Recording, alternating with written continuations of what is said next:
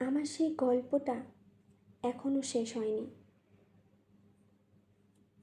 শোনো, পাহাড়টা আগেই বলেছি ভালোবেসেছিল মেঘকে, আর মেঘ কিভাবে শুকনো খটখটে পাহাড়টাকে বানিয়ে তুলেছিল 26 বছরের ছোকরা।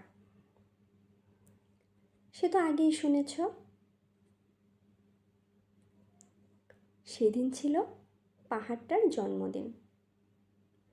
পাহাড় মেঘকে বললে, আজ তুমি লাল শাড়ি পরে আসবে।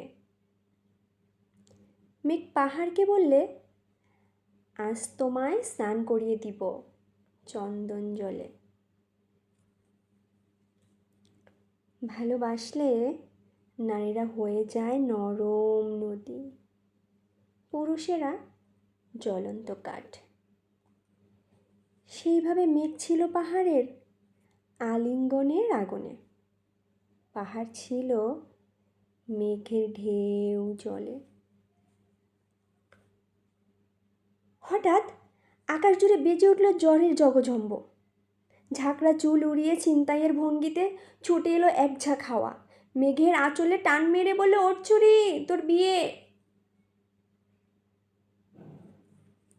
এখনো শেষ হয়নি গল্পটা।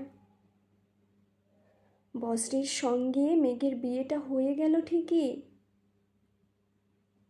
কিন্তু পাহাড়কে সে কোনো দিন ভুলতে পারল না।